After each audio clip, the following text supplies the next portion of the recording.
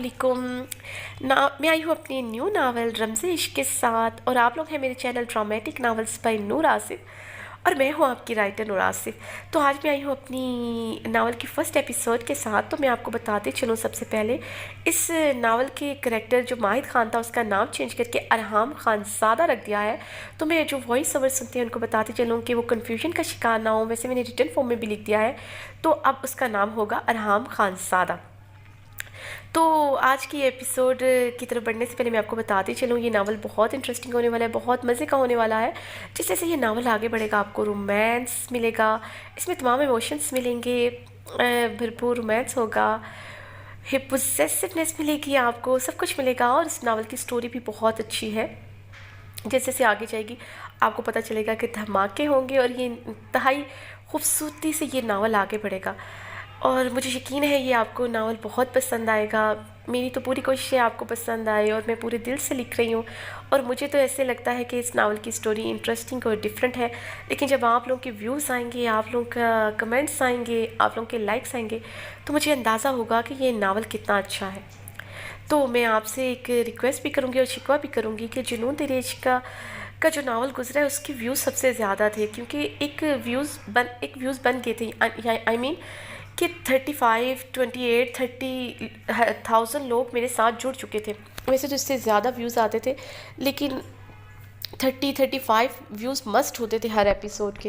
लेकिन लाइक्स बहुत कम होते थे यार। प्लीज़ आप लोग लाइक कर दिया करो, और ताकि अब आगे नावल लिखने का मज़ा आए, मेहनत करने का मज़ा आए। और मैंने इतने दिन एपिसोड क्यों नहीं दी, तो मैं इसको बता दूं, मैं इस नावल पे काम कर रही थी, क्योंकि आप लोगों को थोड़ा शिकवा होता है कि एपिसोड रोज़ दी जाए। लेकिन मैं बताती चलूँ कि मैंने अगर एपिसोड में थोड़ा सा गैप भी दिया है तो मेरी एपिसोड काफ़ी लॉन्ग होती थी, क्योंकि मैं वॉइस ओवर करती थी। अगर आप देख लें जो वॉइस ओवर के बगैर नावल होते हैं तो उनके पेजेस ज़्यादा लंबे होते हैं, लेकिन हमारे पेजेस उतने ही होते हैं जितना हम बोलते हैं, और उस आगे उस तरीके से बढ़ता है। तो यकीनन वो एक एपिसोड तकरीबन वो 1.5 घंटे पे ही मुश्तमिल होती है, और मुझे उस पर टाइम भी बहुत लगता था।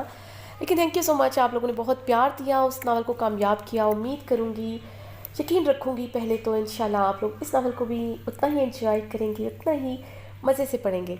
तो हम आज की एपिसोड बिना कोई देर किए शुरू करते हैं। रमज़े इश्क, तहरीर नूर आसिफ, किस्त 1।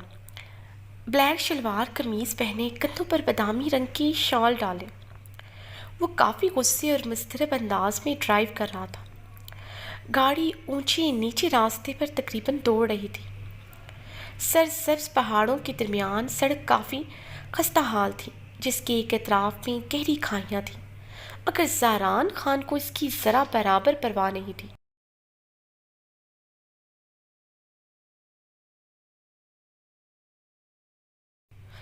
ज़हरान खान ने गुस्से से गाड़ी की स्पीड बढ़ाते हुए अपनी हल्की घनी बेट पर हाथ फेरा। वो बहुत कोशिश कर रहा था अपने गुस्से पर कंट्रोल करने की, मगर गुस्सा इश्तियाल बढ़ता जा रहा था। गाड़ी एक बहुत बड़ी हवेली के गेट पर आकर रुकी थी। ज़हरान खान के हाथ देने पर चौकीदार ने जल्दी से गेट खोला था।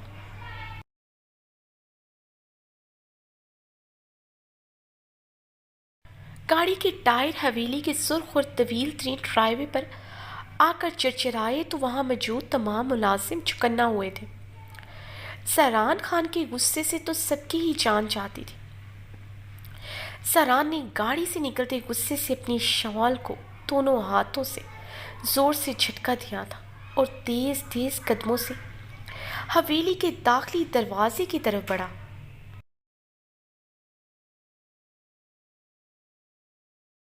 अंदर दाखिल होते ही उसके कदमों का रुख डाइनिंग हॉल की तरफ था।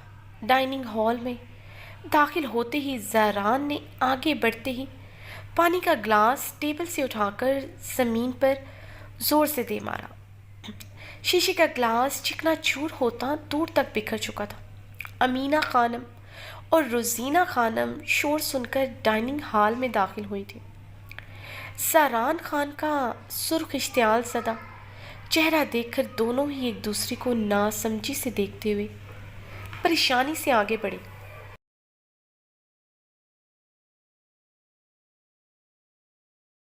क्या हुआ ज़हरान बेटा? अमीना खानम ने आगे बढ़ते पूछा। یہ بات مجھ سے مت پوچھے مورے، یہ بات اسے پوچھیں جس نے شاہ نواز کی گاڑی پر حملہ کیا ہے۔ زہران غصے سے دھاڑا۔ امینہ خانم نے دہلتے ہوئے سینے پر ہاتھ رکھے بابرک خان کو دیکھا، جو اطمینان سے چیئر پر بیٹھا کھانا کھا رہا تھا۔ اسے اس سب سے جیسے کوئی فرق ہی نہیں پڑ رہا تھا۔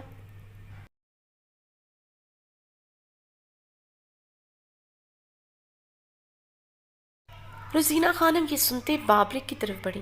یہ کیا سن رہی ہوں میں بابرک؟ روزینہ خانم نے غصے سے بابرک سے پوچھا۔ شکر الحمدللہ، بابرک نے کھانا کھا کر ہاتھ منہ پر پھیرتے اونچی آواز میں کہا تو زہران غصے اور ضبط سے اپنی مٹھیاں بھینچ گیا تھا۔ بابرک اپنی شال کندھوں پر لپیٹے زہران خان کی طرف بڑھا۔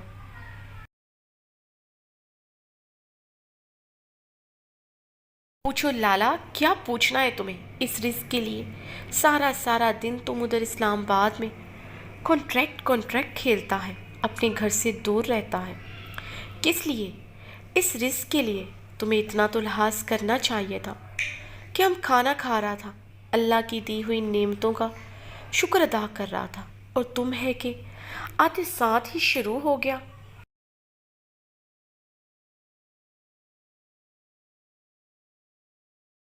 کبھی تو گھر آتے ہوئے اپنا غصہ باہر چھوڑ کر آیا کرو، اتنا غصہ صحت کے لیے اچھا نہیں ہے، پھر تم کو بھی داجی کی طرح بی پی کی بیماری ہو جائے گا اور تم ان نعمتوں کو ترسے گا۔ بابرک زہران کے قریب آتے اپنی گھنی مونچھوں کو تاؤ دیتے ہوئے ٹھنڈے مگر سلگانے والے لہجے میں بولا، اپنی بکواس بند کرو، سیدھی طرح جواب دو، شاہ نواز پر حملہ کیوں کروایا؟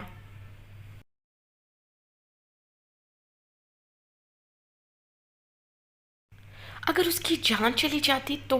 زہران خان نے اب کی بار بابرک کا گریبان دونوں ہاتھوں سے جکڑا تھا۔ تو کیا ہو جاتا؟ زمین سے ایک ناپاک ہستی کا خاتمہ ہو جاتا۔ بابرک نے اپنا گریبان ایک ہی جھٹکے میں چھڑوایا تھا۔ بابرک، اپنی زبان کو قابو میں رکھو اور اپنی آواز بھی نیچی رکھو۔ بھولو مت، شاہ نواز فرشتے کا شوہر ہے۔ زہران طیش و اشتعال سے دھاڑا۔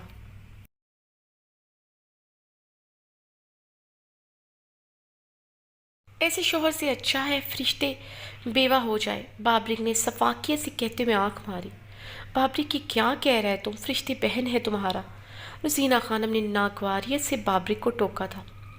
وہ ہمارا بہن نہیں ہے، ارحام لالا کا بہن ہے، ہمارا تو تایا کا بیٹی ہے صرف۔ اگر وہ ہمارا سگا بہن بھی ہوتا تو ہم یہی کہتا، ایسے شوہر سے اس کا بیوہ ہونا ہی اچھا ہے۔ بابرک اپنی گھنی مونچھوں پر ہاتھ پھیرتے تنزیہ مسکرایا تھا۔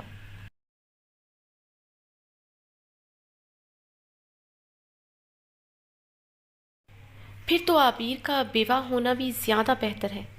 زہران کے طنز پر بابرک کا رنگ سرخ پڑا تھا۔ لالا، ہم تمہارا لحاظ کرتا ہے کیونکہ تم ہم سے بڑا ہے۔ بھولو مت کہ ہم تمہاری بہن کا شوہر ہے، اس ناطے تمہارا ہماری عزت کرنا بنتا ہے۔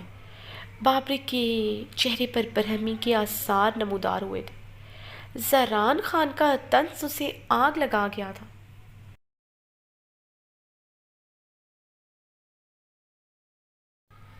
تم میری بہن کے شوہر ہو، اور یہی سب سے بڑی غلطی ہوئی داجی سے، جنہوں نے عبیر کا نکاح تم جیسے خود غرض اور جاہل انسان سے کروا دیا جسے رشتوں کا لحاظ نہیں ہے۔ تم نے اتنا نہیں سوچا شاہ نواز تمہارے حملے کا غصہ بیچاری فرشتے پر اتارے گا۔ زہران نے اپنے مضبوط ہاتھ کا مکہ ڈائننگ ٹیبل کی شیشے کی میز پر دے مارا تھا۔ بس نہیں چل رہا تھا بابرک کا چہرہ بگاڑ کر رکھ دے۔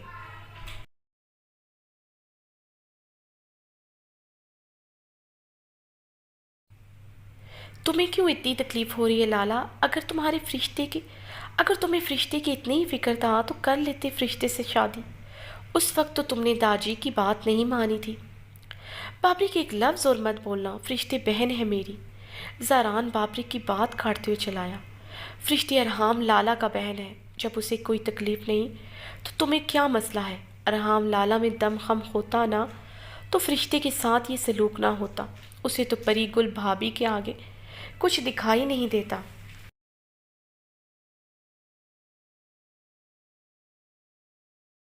چوروں کا غلام بنا پھرتا ہے ہر ٹائم. پری گل بھابھی کی لگامیں کس کر رکھتا تو فرشتے بھی خوش ہوتی. وہ تو پری گل بھابھی کے نیچے لگا ہوا ہے. اللہ اللہ، پری گل بھابھی تو فتنہ ہے فتنہ. بیچاری فرشتے کے ساتھ جو کچھ ہوتا ہے اس میں پری گل بھابھی کا ہاتھ ہوتا ہے. بابرک نے استہزائیہ ہنستے ہوئے کانوں کو ہاتھ لگائے تھے.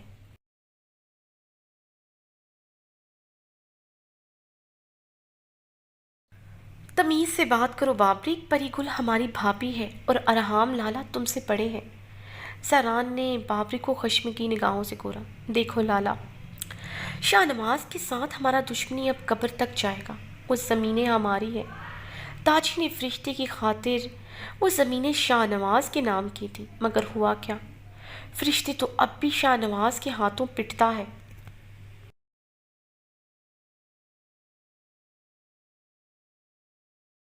فرشتے بیوہ ہو یا طلاق یافتہ مجھے فرق نہیں پڑتا. میں اپنی زمینیں شاہ نواز کو ہڑپنے نہیں دوں گا. بابرک ہر درمی سے اپنی بات پر قائم تھا. ساران غصے اور بے بسی سے اپنے ایک ہاتھ کا مکہ دوسری ہتھیلی پر مار کر رہ گیا تھا. تاجی کا لحاظ تھا اور سب سے بڑھ کر اپنے اور بابرک کے درمیان رشتے نے اس کے ہاتھ باندھ رکھے تھے، ورنہ بابرک کی حرکتوں پر زاران خان کا اس کی جان لینے کو دل کرتا تھا.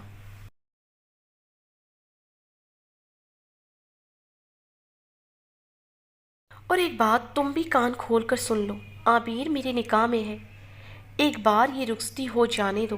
جس طرح تمہاری زبان چلتی ہے میرے سامنے پھر نہیں چلے گی، کیونکہ میں اپنی عورت کو کنٹرول کرنا جانتا ہوں. عابیر کی لگامیں میں پہلی رات ہی کھینچ دوں گا تاکہ تمہاری آنکھیں میرے سامنے جھکی رہیں اور تمہارا زبان حلق میں ہی دم توڑ دے.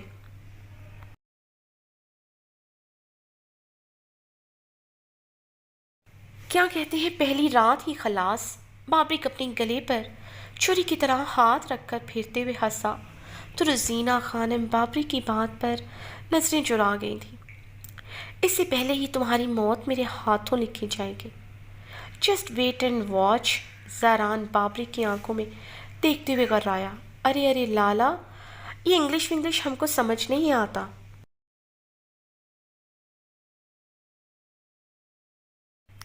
کیا انگریزی میں گالی دے رہا ہے؟ پشتو میں گالی دیتا تو ہم بھی آگے سے جواب دیتا. قسم سے بہت مزہ آتا. بابرک کی ہنسی کی آواز گونجی تو زاران اس پر تعصف اور اشتعال بھری نگاہ ڈالتے غصے سے وہاں سے واک آؤٹ کر گیا.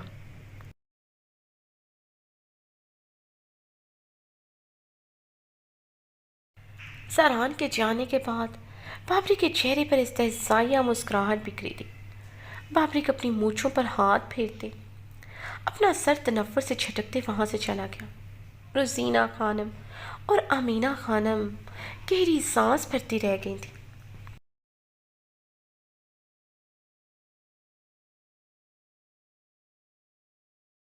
ابریش، تم کیوں پاکستان نہیں جانا چاہتی؟ یہ ملک ہمارا نہیں ہے اور نہ ہی یہاں کے لوگ ہمارے ہیں. سہیلی خاتون نے ابریش کو آج پھر سمجھانا چاہا تھا. وہ پچھلے کچھ دنوں سے ابریش کو کنونس کرنے کی کوشش کر رہی تھی، مگر وہ پاکستان کے نام پر ہی بھڑک اٹھتی تھی. ماما، پاکستان ہمارا ملک کیسے ہو گیا؟ آپ ایکسپلین کرنا پسند کریں گی؟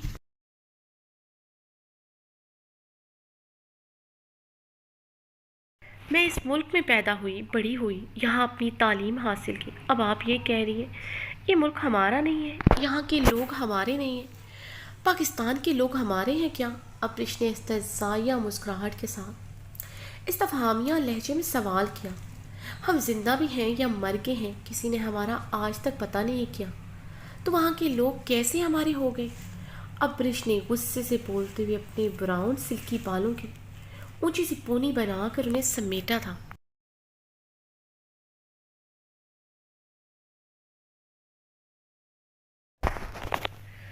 ابریش، تمہارے تایا نے کتنا ہمارا ساتھ دیا ہے، وہ بھول چکی ہو کیا؟ انہوں نے ہمارا ہمیشہ خیال رکھا. ابھی بھی وہ ہمیں پاکستان بلا رہے ہیں. پاکستان میں تمہارے پاپا کی بہت سی جائیداد ہے، وہ ہمیں تمام جائیداد سونپنا چاہتے ہیں. ذیل خاتون نے تحمل سے کہا. ماما جانتی ہوں تایا ابو نے ہمیشہ ہمارا ساتھ دیا ہے۔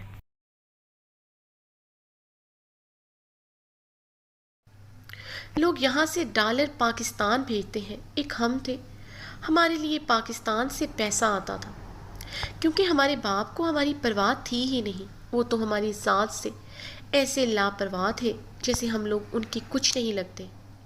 لیکن اب جب میں اپنے پیروں پر کھڑی ہو چکی ہوں، آہل جاب کر رہا ہے، انایا یہاں پڑھ رہی ہے، تو اب ہم امریکہ چھوڑ کر پاکستان کیوں جائیں؟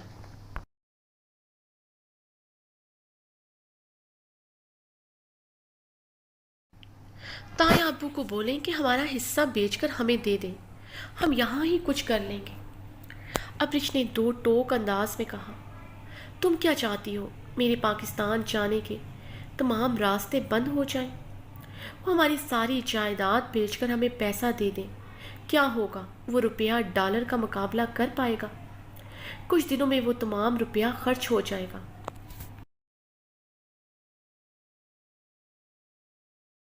اور ہم یہاں پر ساری عمر بھی رہیں گے تو اپنا کچھ نہیں بنا سکیں گے۔ یہ ملک پرایا تھا، پرایا ہی رہے گا۔ زہلے کی بات پر ابرش کے ہونٹوں پر پھر سے استہزائیہ مسکراہٹ بکھری تھی۔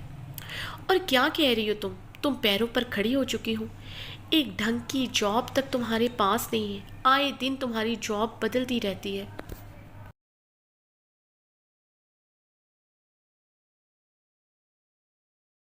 سہلے خاتون نے غصے سے بھڑکتے ہوئے کہا۔ ابرش کی ڈھٹائی پر انہیں بہت غصہ آ رہا تھا۔ وہ ابرش کے والد کی موت کے بعد یہاں سے جانا چاہتی تھی، مگر پچھلے 6 مہینے سے وہ ابرش کو قائل نہ کر سکی تھی، اس لیے آج نہ چاہتے ہوئے ان کا لہجہ تلخ ہو چکا تھا۔ ڈھنگ کی جاب اس لیے نہیں ہے میرے پاس کیونکہ 15 سال کی عمر سے مختلف جاب کر رہی ہوں۔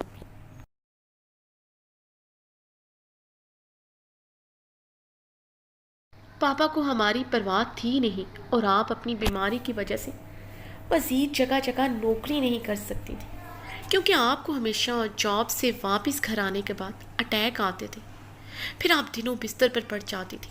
آپ کو مجھے سنبھالنا پڑتا تھا۔ میں اپنی تعلیم مکمل کرتی کہ انایا، آہل اور آپ لوگوں کو پالتی۔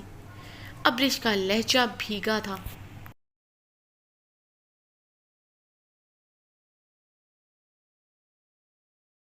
اس لیے تو کہہ رہی ہوں ابرش، پاکستان چلنا چاہیے، وہاں پر تمہیں جاب نہیں کرنی پڑے گی، وہاں تمہارے باپ کا بزنس ہے، وہ تم سنبھالنا۔ زہلے خاتون نے ابرش کے کندھے پر نرمی سے ہاتھ رکھا تھا۔ ماما جانتی ہوں میں آپ پاکستان کیوں جانا چاہتی ہیں، آپ کو اپنے رشتے یاد آ رہے ہیں جنہیں آپ کبھی نہیں بھولی۔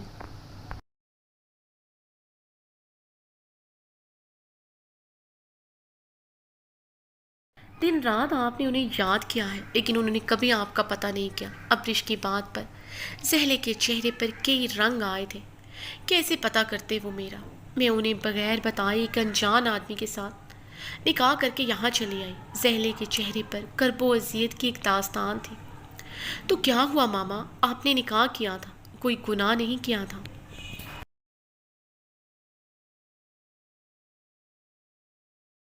وہ آپ کے سو کالڈ بھائی اور آپ کے بابا جان کتنے بڑے آدمی ہیں، وہ آپ کو ڈھونڈ سکتے تھے، آپ کو معاف کر سکتے تھے، لیکن نہیں، وہ ایسا کیوں کریں گے؟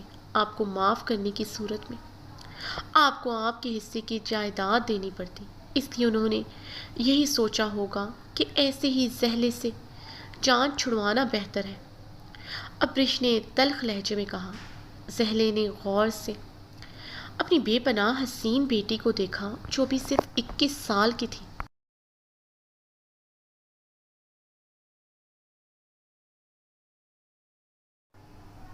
جسے قدرت نے حسن کی دولت سے مالا مال کیا تھا، مگر 21 سال کی عمر میں اس نے کافی تلخ اور کٹھن زندگی گزاری تھی۔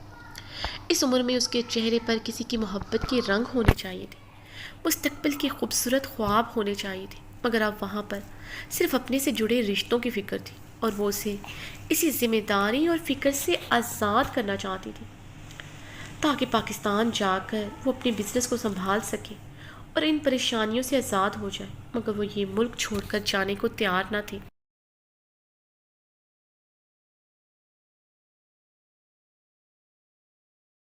میں جانتی ہوں خان فیملیز کے بارے میں، کافی ریسرچ کی ہے میں نے ان لوگوں کے متعلق۔ یہ خان کیسے ہوتے ہیں، وہ اپنی عورتوں کو کیسے رکھتے ہیں، جائیداد باہر نہ چلی جائے، اپنی بیٹی کی شادی برادری سے باہر نہیں کرتے، عورتوں کو تعلیم حاصل نہیں کرنے دیتے، عورتوں کو پردہ کرواتے ہیں، اپنی ملکیت سمجھتے ہیں، ایک سے زائد شادیاں کرتے ہیں۔ I hate Khan. ابرش نے اپنا حسین چہرہ بگاڑا تھا۔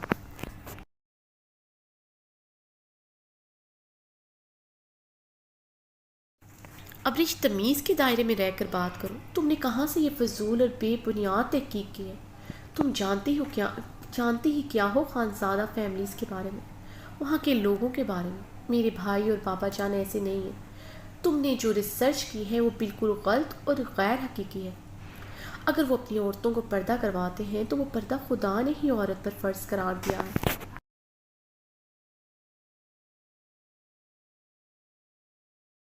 خدا نے عورت کو تہذیب والا لباس پہننے کو کہا ہے۔ جس میں عورت کا جسم نمایاں نہ ہو، وہ خدا کا دیا ہوا حکم ہی عورتوں پر لاگو کرتے ہیں۔ عورت کا خود کو چھپا کر رکھنا ہی اصل حسن ہے، اسی میں عورت کی عزت ہے۔ برادری سے باہر بھی شادیاں ہوتی ہیں، لیکن اگر برادری میں اچھے لڑکے ہیں تو برادری میں شادی کرنے میں کیا مذائقہ ہے؟ عورتوں کو اپنی ملکیت سمجھتے ہیں،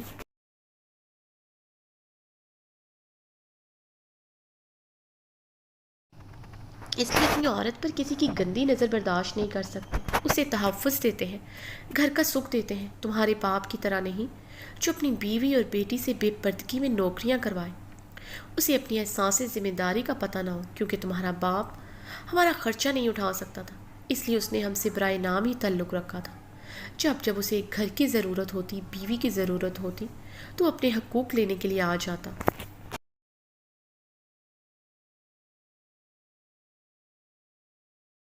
باہر گرل فرینڈ رکھنے سے اچھا ہے انسان ایک سے زائد شادیاں کر لے۔ 4 شادیاں کرنا بھی جائز ہے، یہ قانون بھی خدا کا ہی لاگو کردہ ہے، اور ہر کوئی ایک سے زائد شادیاں نہیں کرتا۔ بابا نے بھی 2 شادیاں کی تھی، کیونکہ ان کی پہلی بیوی سے ان کی کوئی اولاد نہیں ہوئی تھی، اس لیے انہوں نے اولاد کی خاطر دوسری شادی کی۔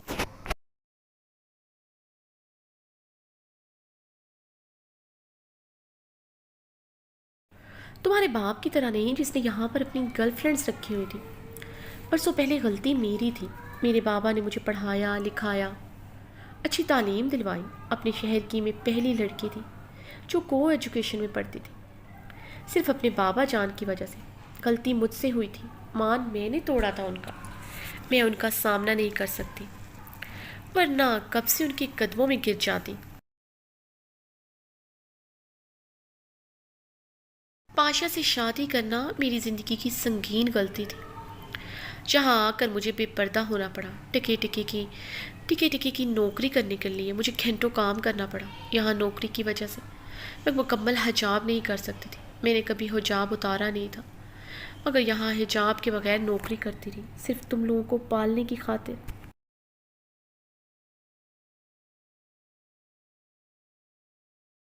اب پاشا اس دنیا میں نہیں رہا، اور وہاں پاکستان میں تمہارے باپ کا گھر ہے، بزنس ہے، تمہارے تایا کی اچھائی ہے، وہ ہمیں یہ سب دے رہے ہیں، ورنہ وہ ہمارا حق نہ بھی دیتے تو ہم کیا کر لیتے۔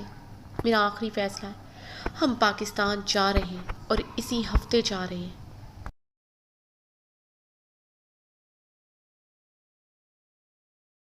تم یہاں کا کام جتنی جلدی ہو سکے سمیٹ لو، زہلے نے سخت لہجے میں اپنا فیصلہ سنایا تھا۔ واٹ ایور ماما، آپ کچھ بھی کہیں، میں پاکستان نہیں جاؤں گی، اور میں انایا کو اسکول سے لینے جا رہی ہوں، بہت دیر ہو چکے ہیں۔ اب رش سپاٹ انداز میں کہتے ہوئے چلی گئی تو زہلے خاتون گہرا سانس بھر کر رہ گئی تھی۔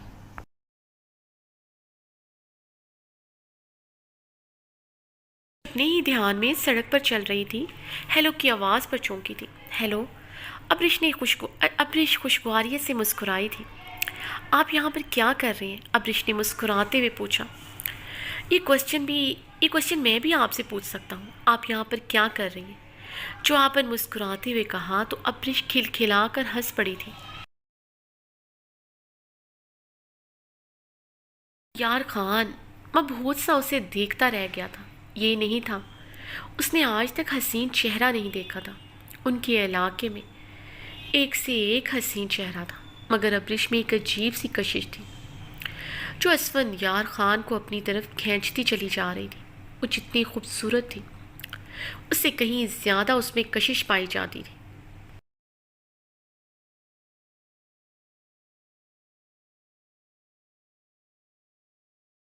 ابرش کی شہد رنگ آنکھیں بہت خوبصورت تھیں۔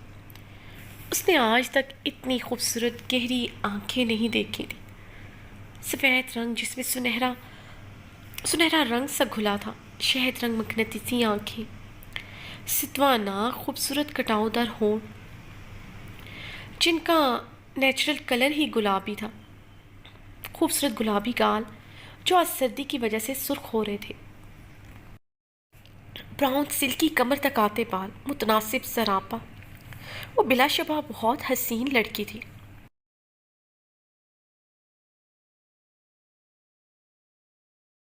اس وقت ابرش بلیک جینس پر براؤن لانگ کوٹ پہنے ہوئی تھی، براؤن کلر کی گرم کیپ لی ہوئی تھی، اپنے سلکی براؤن بال کھلے چھوڑ رکھے تھے جو اس کی کمر پر بکھرے تھے۔ کچھ لٹیں کیپ کے اطراف میں اس کے گالوں کو چھو رہی تھی۔ کیا ہوا؟ ابرش نے مسکراتے ہوئے اسفندیار خان کے آگے چٹکی بجائی تو اسفندیار خان ہوش کی دنیا میں واپس آیا تھا۔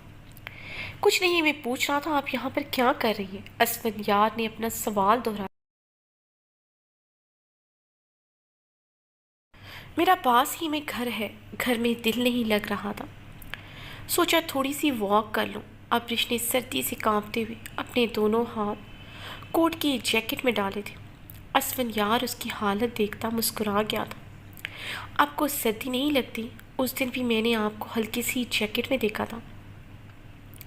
آج بھی آپ نے صرف ایک جیکٹ پہنی ہوئی ہے جو اتنی گرم بھی نہیں لگ رہی۔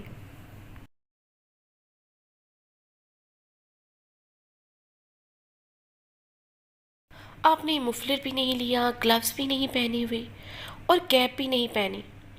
ابرش اسے ایسے دیکھتے جھرجھری لے کر رہ گئی تھی۔ یہ سردی تو کچھ نہیں، ہمارے علاقے میں اس سے کہیں زیادہ سردی پڑتی ہے، ہمیں عادت ہے ایسے رہنے کی۔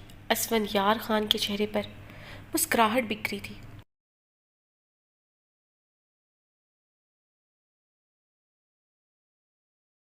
ہیں آپ؟ ابرش اسٹریٹ کے کارنر پر ایک بینچ پر بیٹھ چکی تھی۔ اسفندیار خان بھی مسکراتے ہوئے ابرش کے پاس بینچ پر بیٹھ گیا۔ خیبر پختونخوا یعنی سوات سے اسفندیار خان کے بتانے پر ابرش کی مسکراہٹ سمٹی تھی۔ آپ خان فیملی سے ہیں؟ ابرش نے حیرت و استعجاب سے پوچھا۔ چہرے پر یکدم سنجیدگی چھائی تھی۔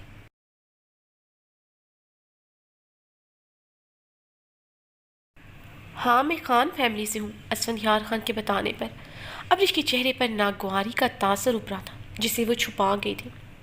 کیا ہوا ابرش؟ آپ کی مسکراہٹ کیوں سمٹ گئی؟ اسفندیار خان نے اس کے سنجیدہ چہرے کو بغور دیکھتے ہوئے پوچھا، جہاں نہ صرف سنجیدگی چھائی تھی بلکہ ہلکی ہلکی ناگواری کا تاثر بھی تھا جسے وہ لب بھینچے چھپانے کی کوشش کر رہی تھی۔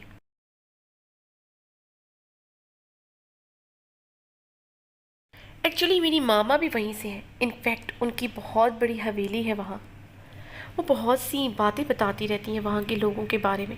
ابرش نے مسکراتے ہوئے خود کی کیفیت پر قابو پایا تھا۔ اسفندیار کے لیے اب اس کے چہرے پر ناگواری اور ناپسندیدگی کے تاثرات تھے جسے چھپائے نہیں چھپ رہے تھے۔ اسے اب اسفند سہل لگ رہا تھا۔ اسے ابھی ابھی پتہ چلا تھا وہ خان فیملی سے تعلق رکھتا ہے۔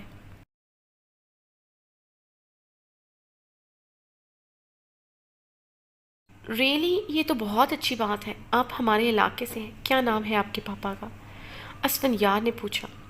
میرے پاپا نہیں، میری ماما کی فیملی ادھر ہے، میرے نانا وغیرہ کی فیملی، اور اب تو وہ لوگ بھی زندہ نہیں، میرے نانا جان اس دنیا میں نہیں رہے اور نہ ہی ان کی کوئی دوسری اولاد ہے۔ ابرش نے لب کاٹتے ہوئے جھوٹ بولا تھا۔ میں اس دن کے لیے آپ کو تھینک یو بولنا چاہتی تھی۔ آپ نے میرا پرس اس چور سے واپس لا کر دیا، تھینکس۔ یہاں امریکہ میں بھی کرائم کتنا بڑھ گیا ہے نا۔ ابرش نے بات بدلی تھی۔ اسفندیار نے کچھ دن پہلے اس کی کافی مدد کی تھی۔ اگر اس کا بیگ وہ چور سے واپس نہ لاتا تو اس کے پیسوں کے ساتھ اس کے امپورٹنٹ ڈاکومنٹ بھی چوری ہو جاتے۔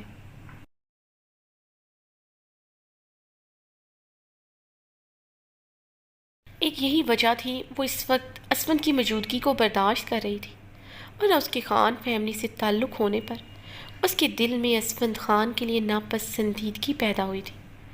اس میں شکریہ کی کوئی بات نہیں، اچھا ہوا اس دن آپ کے ساتھ وہ حادثہ ہوا، اس انجان شہر میں آپ میری دوست بن گئی، اسفندیار نے مسکراتے ہوئے کہا۔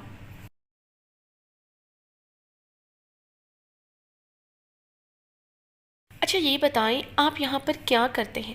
ابرش کے سوال پر اسفندیار گہرا مسکرایا تھا۔ اسے ابرش کا سوال کرنا اچھا لگ رہا تھا۔ ایکچولی میں ادھر پڑھنے کے لیے آیا تھا، میری پڑھائی مکمل ہو چکی ہے، میں یہاں پر بزنس کرنا چاہتا ہوں۔ پاکستان میں ہمارا بہت بڑا بزنس ہے، میں چاہ رہا تھا یہاں پر بھی اپنا بزنس ایکسپینڈ کروں۔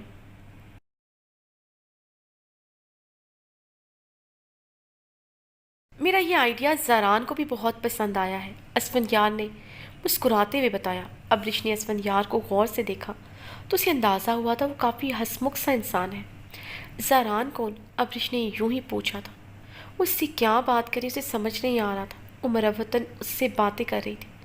ابرش کی پوچھنے پر اسفندیار کے چہرے پر دلکش مسکراہٹ بکھری تھی۔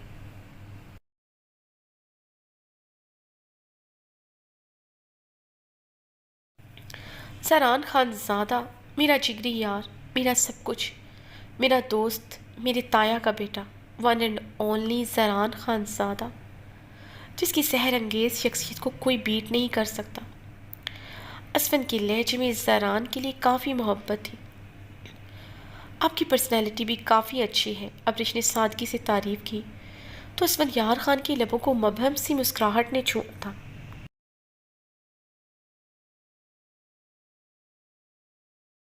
اس نے بہت غور سے ابرش کے حسین چہرے کو دیکھا جو کسی بھی بناوٹ سے پاک تھا۔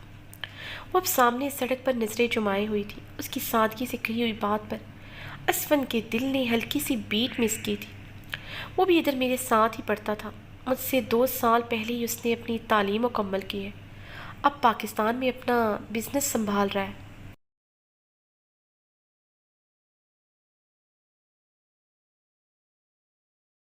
اسفند اپنی بات جاری رکھتے ہوئے اسے آہستگی سے زاران کے متعلق بتا رہا تھا۔ دفتر اسفند کا فون رنگ ہوا تھا۔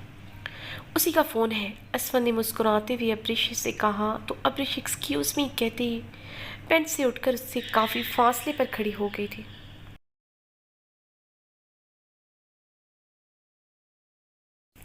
اسفند نے ایک نظر ابرش کو دیکھا جو اس سے دور کھڑی تھی، ایک نظر موبائل کو دیکھا جو مسلسل رنگنگ ہو رہا تھا۔ اسفندیار نے گہرا سانس بھرتے فون اٹینڈ کیا، جانتا تھا زاران خان اس کی جان نہیں چھوڑے گا۔ کیسا ہے؟ اسفند نے کال اٹینڈ کرتے زاران کو ویڈیو کال پر دیکھتے ہوئے کہا۔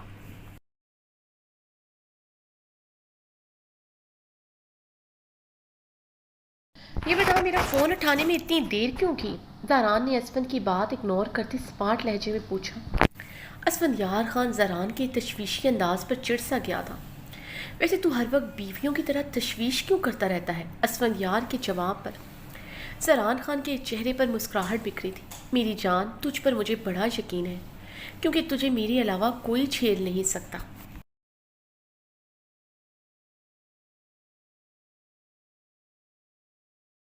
تیری طرف سے میں بے فکر ہوں، تو اکیلا تھا، اکیلا ہی مرے گا۔ زاران نے اپنی مسکراہٹ دبائے کہا تو اسفندیار نے ابرش کو دیکھا جو اسے کافی فاصلے پر کھڑی اپنے سیل فون میں مصروف تھی۔ بکواس بند کر، اپنی کام کی بات کر، میرا اکیلا ہونے کا چھوڑ، تو اپنی بتا، یہاں تو تجھے کوئی پسند نہیں آئی، وہاں کوئی پسند آئی ہے، یا میری طرح تیرا بھی اکیلا ہی مرنے کا ارادہ ہے؟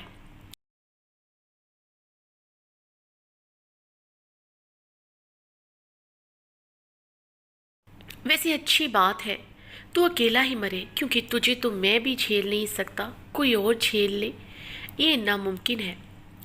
اسفندیار نے جوابی کارروائی کی تو زاران کا بلند و باغ کہکا گونجا تھا۔ کہکا لگانے پر اسفند کے چہرے پر بھی مسکراہٹ بکھری تھی۔ آج موڈ بڑا خوشگوار ہے، لگتا ہے واقعی میں کوئی پسند آ گئی ہے جناب کو۔ اسفندیار کے لبوں پر مسکراہٹ بکھری۔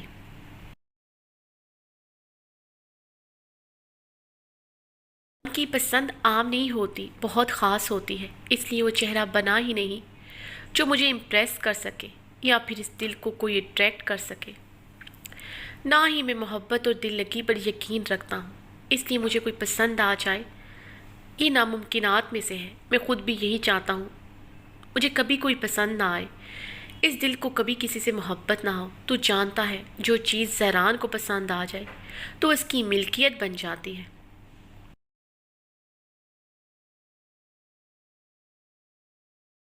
زہران اپنی چیزوں کے بارے میں بہت پوزیسو ہے، جس پر وہ کسی کا سایہ بھی برداشت نہیں کر سکتا، اور یہی بات میرے لیے نہیں اس کے لیے مسئلہ ہوگا۔ میری جنونیت سہنا آسان نہیں، زہران خان کا ہونا آسان نہیں ہے۔ زہران خان نہ کسی کا ہو سکتا ہے نہ کسی کو اپنا بنا سکتا ہے، اس لیے میں مورے کی پسند سے شادی کروں گا، اور وہ صرف زہران خان کی بیوی ہوگی، زہران خان کی عورت۔ اس سے آگے اس کا کوئی مقام نہیں ہوگا۔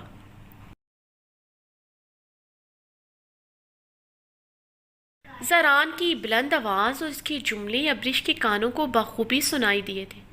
ابریش کے چہرے پر ناگواری کا تاثر ابھرا تھا، حسین چہرے کے نقوش بگڑے تھے، بلکہ اس کے چہرے کے تاثرات نے یکدم برہمی کا تاثر لیا تھا۔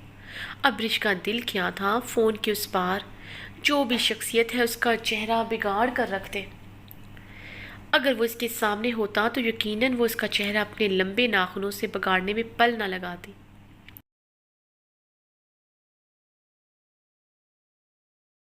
وہ وہاں مزید ٹھہری نہیں تھی، پیر پٹکتی غصے سے آگے بڑھی۔ ابریش کو جاتا دیکھ کر اسفندیار خان نے جلدی سے فون کاٹا تھا اور ابریش کی طرف بڑھا، مگر وہ اب اسفند کی پکار پر بھی رکی نہیں تھی، تقریباً بھاگتی ہوئی وہاں سے چلے گئی۔ اسفندیار خان حیرانگی سے اسے یوں بھاگتے ہوئے دیکھ رہا تھا۔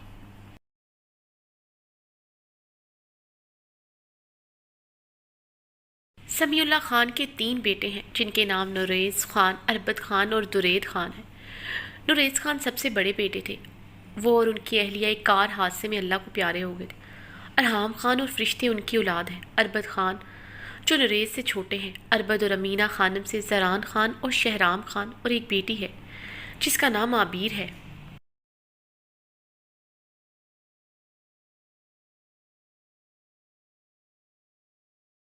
سے چھوٹے درید خان ہیں۔ درید خان اور رزینہ خانم سے اسفندیار خان اور بابرک خان اور گل بہارے ہیں۔ بچپن ہی میں ہی بابرک اور عبیر کا نکاح ہو چکا ہے۔ شہرام اور گل بہارے کا نکاح ہو چکا ہے۔ سمیع اللہ نے ایک بہت بڑے حادثے کے بعد اپنے پوتے پوتیوں کا نکاح کرنے کا سوچا تھا۔ انہوں نے شہرام اور گل بہارے کا نکاح کر دیا تھا اور بابرک اور عبیر کا نکاح کر دیا تھا۔ ان کا بہت بڑا بزنس ہے جو زران خان اور ارحام خان اور اسفندیار خان سنبھال رہے ہیں۔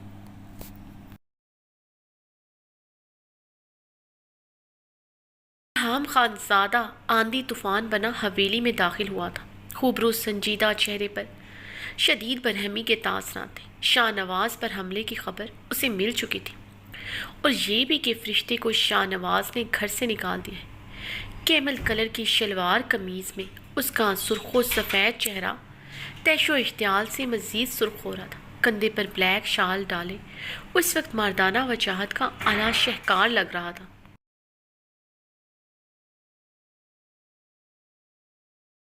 وہ اپنی آئی برو کو مسلسل اپنے انگوٹھے سے مسلتے ہوئے اپنے اندر اٹھتے غیظ و اشتعال پر قابو پانے کی ناکام سے ہی کر رہا تھا۔ غصہ اور اشتعال تھا جو مسلسل بڑھتا ہی جا رہا تھا۔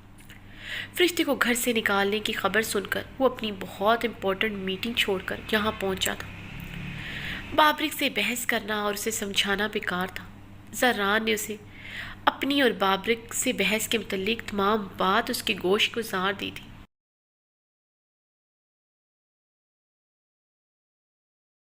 وہ بھی عبیر کی وجہ سے خاموش ہو گیا تھا۔ عبیر اسے فرشتے کی طرح ہی عزیز تھی۔ وہ اپنے غیظ و غضب پر قابو پاتے سیدھا اپنے کمرے میں داخل ہوا۔ خان تم آ گیا؟ پری گل مسکراتی ہوئے ارحام خان کی طرف بڑھی۔ ارحام خان نے ہاتھ کے اشارے سے اسے اپنی طرف بڑھنے سے روکا تھا۔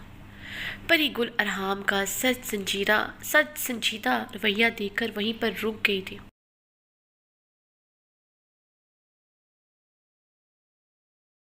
کیا ہوا ہے خان؟ تم اتنا سنجیدہ کیوں ہے؟ اتنے دنوں بعد تم گھر آیا ہے، مجھے دیکھتے ہی تمہارا منہ بن گیا ہے، پری گل نے سنجیدگی سے کہا۔ کیا چاہتی ہو گل؟ میں کمرے میں آ کر تمہیں گلے سے لگاتا، بہت پیار کرتا، کیونکہ میری بہن کو تمہارے بھائی نے گھر سے نکال دیا ہے۔ ارحام خان نے بہت ضبط سے کہا تھا، ورنہ اس وقت اس کا پوری دنیا کو آگ لگانے کو کر رہا تھا۔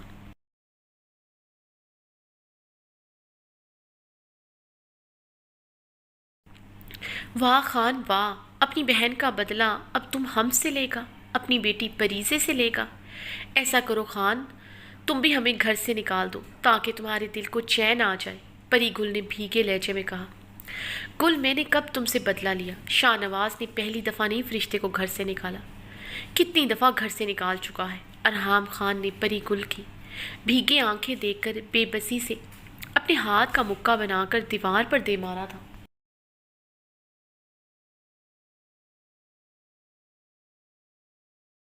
اس لیے میں نے تم سے کہا تھا خان، یہ وٹا سٹا نہ کرو، بھول جاؤ مجھے۔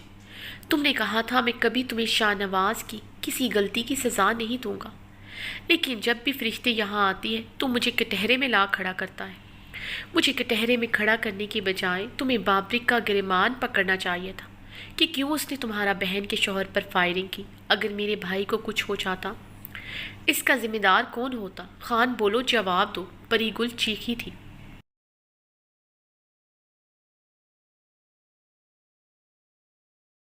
پری گل آرام سے بولو، چیخ کس لیے رہی ہو؟ میں تم سے تحمل سے بات کر رہا ہوں، تم اس طرح چیخ کر کیا ثابت کرنا چاہتی ہو؟ ارحام خان نے آگے بڑھتے پری گل کی کلائی کو غصے سے اپنی آہنی گرفت میں لیا۔ کیونکہ خان میں ان پڑھ ہوں، تمہاری طرح امریکہ سے پڑھ لکھ کر نہیں آیا، اس لیے مجھے بولنے کی تمیز نہیں ہے۔ کہا تھا تم سے مجھ جیسی ان پڑھ سے شادی نہ کرو۔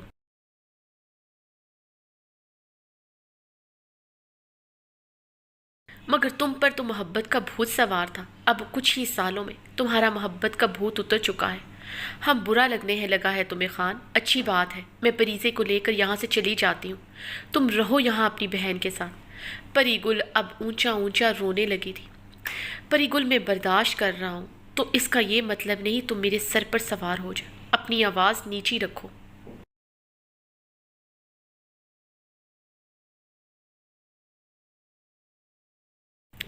اگر اب تمہاری آواز کمرے سے باہر نکلی تو یہ زبان کاٹ دوں گا میں۔ تمہارے بھائی کی عقل میں 2 منٹ میں ٹھکانے لگا سکتا ہوں، میں برداشت کر رہا ہوں تو اسے وہ میری کمزوری سمجھتا ہے۔ جس دن میں بگڑا تو تمہارے بھائی کو زمین کے نیچے پہنچانے میں پل نہیں لگاؤں گا۔ مجھے بار بار مت یاد دلاؤ کہ میں نے کیا کہا تھا۔